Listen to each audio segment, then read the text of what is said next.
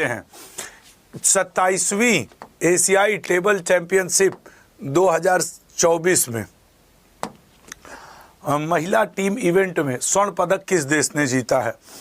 अब स्वर्ण पदक किस टीम ने जीता है? उसी टीम ने जिसने भारत को सेमीफाइनल में हराया था। तो उसके बाद फिर भारत अपना मैच खेल के कांस्य पदक जीती। सर महिला इवेंट में जापान ने, ये अस्ताना कजाकिस्तान में हुआ था। इसमें याद रखना भारत ने कौन सा पदक जीता है, तो कांस्य पदक जीता है। भारत के द्वारा कौन सा पदक जीता गया है? कांस्य पदक। महिला और पुरुष दोनों में ही इस इवेंट में इसका आयोजन कहाँ हुआ था? कजाकिस्तान के अस्ताना में इसका आयोजन हुआ था। और इस आयोजन में 27वीं एशिया टेबल टेनिस चैंपियनशिप में अस्ताना में 7 से लेकर 13 अक्टूबर, कल 13 अक्टूबर था, कल इसका फाइनल खेला गया। और भारत ने इसमें कौन सा जीता है? कांस्य पदक। ठीक है ना, भारत ने इसमें कांस्य पदक जीता है। महिला टीम जो भारतीय टीम की कांस्य पदक जीती है, उनकी ये 3 खिलाड़ी थी।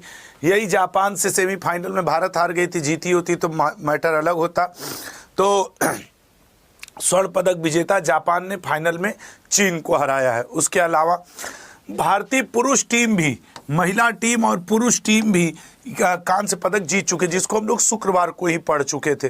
तो हमने कहा भी था कि यार 7 तारीख से लेकर 13 तारीख तक ये चलेगा, तो फिर 14 तारीख को हम लोग इसके बारे में पढ़ेंगे। तो ये अच्छा, ये जो टेबल टेनिस चैंपियनशिप एशियाई होता है, उसका आयोजन किसने किया है? एशियाई टेबल टेनिस संघ ने किया है। 26 देशों के करीब करीब 210 खिलाड़ी इसमें भाग लिए थे। महिला पुरुष सिंगल डबल्स सारी इसमें होता है, टीम इवेंट। और जो टीम क्वालिफाइंग इवेंट कतर के दोहा में जो 2025 टेबल टेनिस विश्व चैंपियनशिप हुआ है, उसके लिए अब ये टीमें क्वालिफाई भी कर ली हैं। जैसे भारत ने ये एक तरीके का क्वालिफाइंग इवेंट था कि एशिया से कौन कौन सी टीम कतर 2025 में होने वाले टेबल टेनिस चैंपियनशिप को जीतेंगे। हाँ,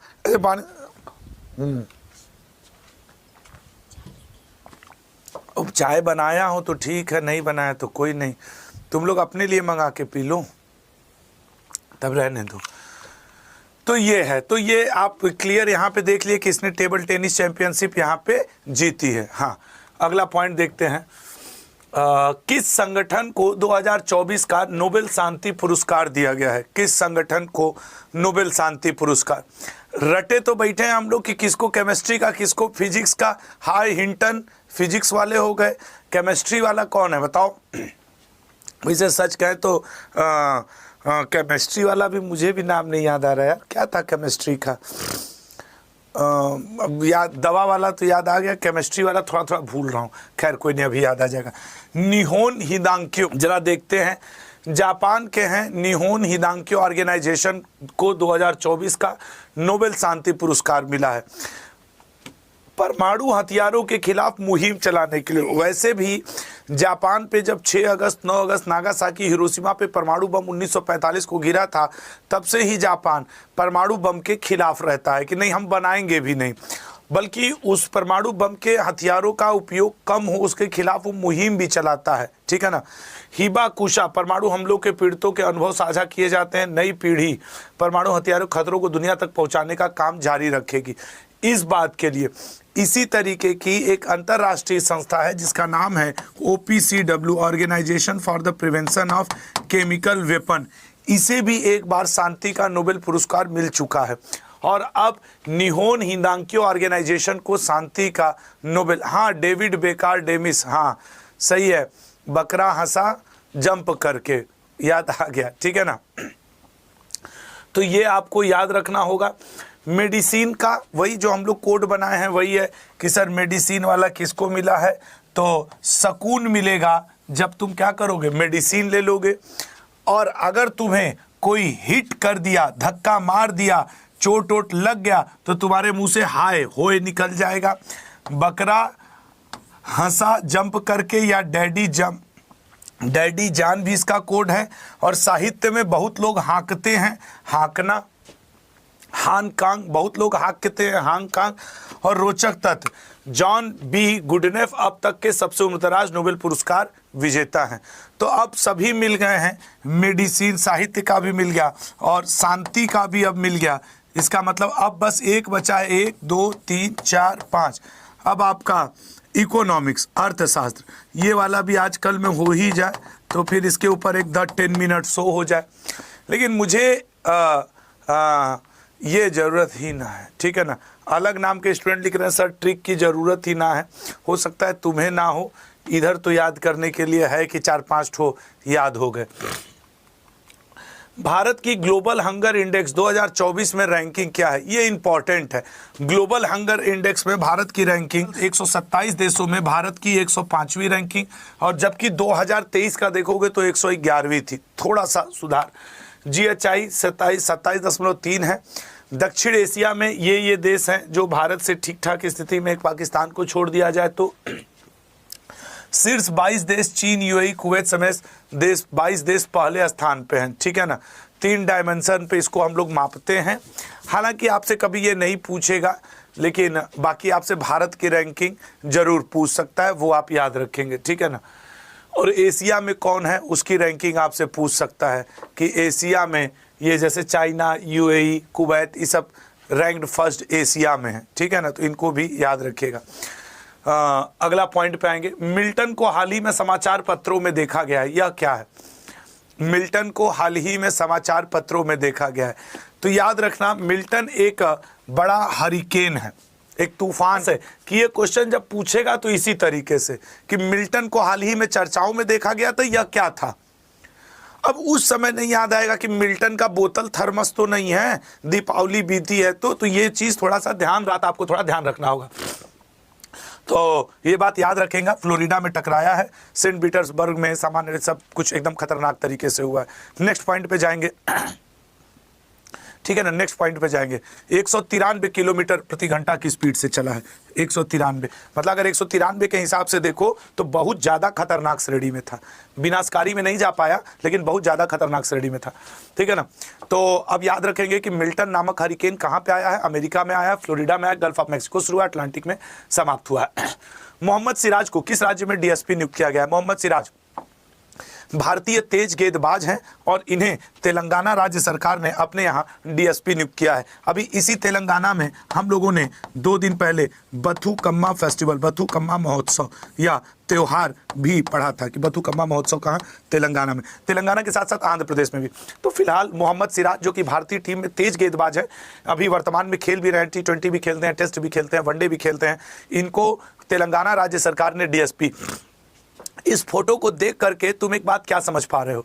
मैं तुम्हें एक गुरु मंत्र देना चाहूंगा या कहना चाहूंगा, अपना काम सिर्फ अच्छे से करो। जिस चीज में तुम एक्सपर्ट हो तुम्हें वो चीज भी मिल जाएगी जिसके लिए तुम तैयारी भी नहीं किए थे। तो ये आपके मोहम्मद सिराज, एक काम किया इस लड़के ने, इन खिलाड़ी ने, तेज गेंदबाजी। ये कभी PCS IAS की तैयारी करते मोहम्मद सिराज? UPSC का पेपर निकालते? UP PSC या फिर तेलंगाना लोक सेवा आयोग का इनसे पेपर निकलेगा? तुम बताओ, नहीं ना। लेकिन इन्होंने अपना काम अच्छे से किया और आज DSP बन गए। और वो DSP बनने के लिए कितने लोग इलाहाबाद, लखनऊ, पटना, कलकत्ता, कहाँ कहाँ बैठ के रगड़े पड़े हैं 8-8 साल, 10-10 साल से। तो इसलिए जिस काम में तुम्हें मजा है वो काम करो, पॉजिटिव वाला। नहीं, मजा तो चोरी करने में भी कुछ लोग को आता है, आसानी से पैसा आ रहा तो क्या चोरी करना शुरू कर दे? मोहम्मद सिराज तेलंगाना में DSP बन चुके हैं। तेलंगाना के इस समय मुख्यमंत्री हैं रेवंत रेड्डी जी। भारत ने T20 वर्ल्ड कप भी जीता है, पृष्ठभूमि में सिराज साथ में रहे हैं। अब सिराज को न सिर्फ नौकरी बल्कि आई लो जमीन भी मिल गया है। क्या चाहिए तुमको?